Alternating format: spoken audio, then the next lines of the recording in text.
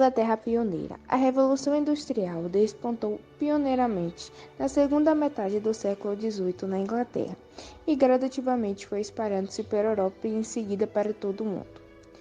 O desenvolvimento tecnológico e industrial foi um dos motivos que tornou a Inglaterra pioneira, pois a burguesia estabeleceu-se como classe e garantiu o desenvolvimento da economia inglesa na direção do capitalismo. Revolução Social. Antes de representar uma mudança no processo de produção de mercadorias e posteriormente na industrialização deste processo, a Revolução Industrial trouxe uma verdadeira mudança nas relações sociais e no modo de viver na Europa Ocidental. Até o final do século XVIII, a maior parte da população vivia no campo. O trabalho antes era feito de modo artesanal e controlado pelo produtor, o que tomou proporções totalmente adversas.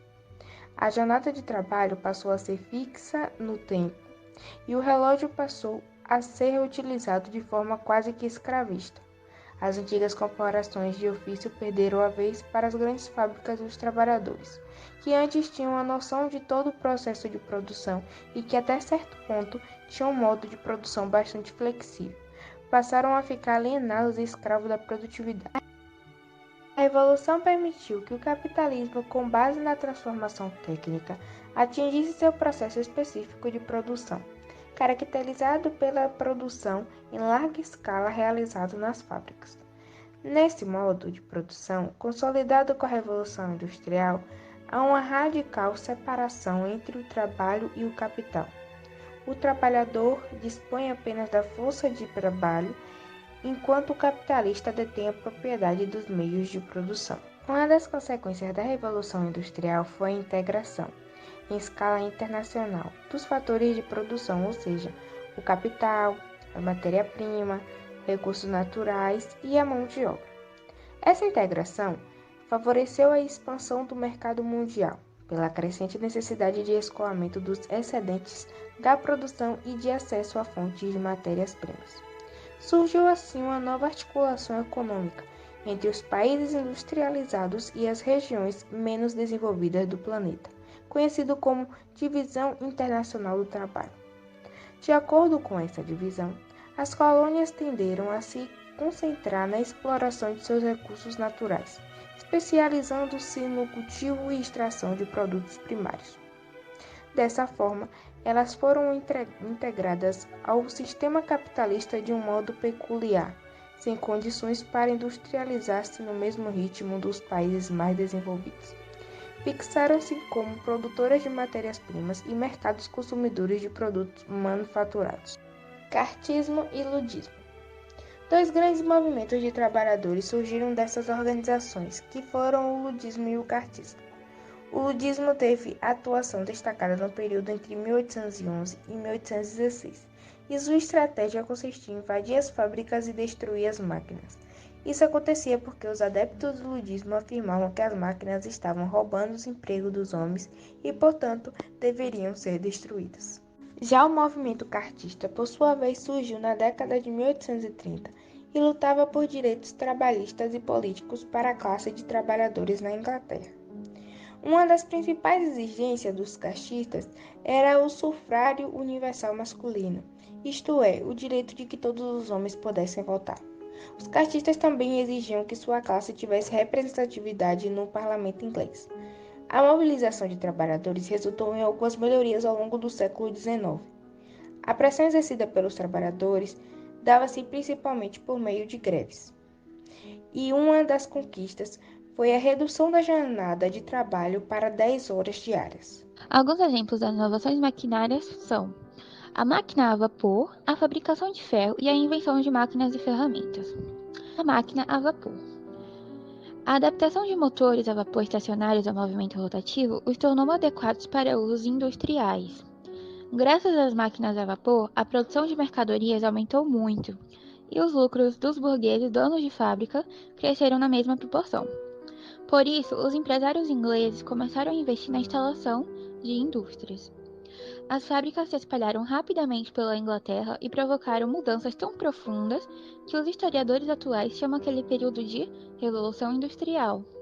Por exemplo, As carruagens viajavam a 12 km por hora e os cavalos eram trocados quando cansavam durante o percurso. Um trem da época alcançava 45 km por hora. Com tudo isso, é notável que a Revolução Industrial tornou o mundo muito mais veloz. A fabricação de ferro. A substituição de coque por carvão reduziu bastante o custo de combustível da produção de ferro, gusa e ferro forjado.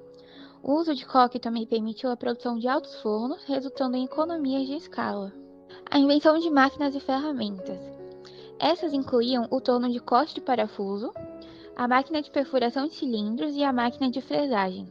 As máquinas e ferramentas possibilitaram a fabricação econômica de peças metálicas de precisão, embora tenham sido necessárias várias décadas para desenvolver técnicas eficazes. Esse novo cenário permitiu à burguesia acumular riquezas e aplicá-las na produção manufatureira. Ao mesmo tempo, ocorreu na Inglaterra o processo de cercamentos, levando à liberação de mão de obra de origem rural e sua concentração nas cidades cada vez em crescimento. Uma das características da Revolução Industrial foi a substituição em grande escala do trabalho humano pelas máquinas. Agora vamos falar um pouquinho sobre os impactos econômicos. Com a maquinofatura, o volume de produção aumentou extraordinariamente. As populações passaram a ter acesso a bens industrializados e deslocaram-se para os centros urbanos em busca de trabalho. As fábricas contrataram centenas de trabalhadores que vendiam a sua força de trabalho em troca de um salário. Isso gerou o rápido crescimento da economia. Antigamente o processo econômico era lento, demorava muito para que a renda per capita aumentasse. E após a renda ter aumentado, a população começou a crescer de forma acelerada. Nesse período, a população se sustentou principalmente em boas colheitas, mas com isso, a saúde da população urbana começou a deteriorar. As pessoas que se concentravam nas cidades sofriam com as epidemias, péssimas condições de habitação, deformações e estafas causadas pelo trabalho e alimentação insuficiente e inadequada. A medicina, nesse momento, parece ter sido pouco eficaz no combate a esses problemas. Nas cidades, as pessoas mais pobres se aglomeravam em subúrbios de casas velhas e desconfortáveis, com condições horríveis de higiene e salubridade. Conviviam com a falta de água encanada, com os ratos, o esgoto formando riachos nas ruas esburacadas. Apesar do evidente desenvolvimento tecnológico e da relativa melhora de condições de vida, muitas críticas são realizadas ao tipo de produção que passou a ser desenvolvida a partir da Revolução Industrial. Impacto social. Um dos principais impactos sociais da Revolução Industrial foram as condições de vida nos países industriais, causando uma mudança progressiva da necessidade de consumo da população, à medida que novas mercadorias foram sendo produzidas. Isso causou vindas da zona rural para a cidade, e uma grande quantidade de trabalho infantil, onde mulheres e crianças eram submetidas ao mesmo número de horas e às mesmas condições de trabalho, e também os salários eram ainda mais baixos que os dos homens.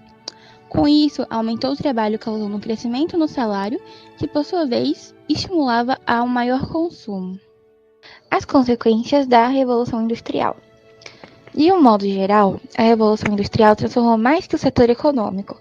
Ele agiu também nas relações sociais, as relações do homem com a natureza, prejudicando a natureza, modificando o modo de vida das pessoas, o consumo e o meio ambiente. As condições políticas da Revolução Industrial.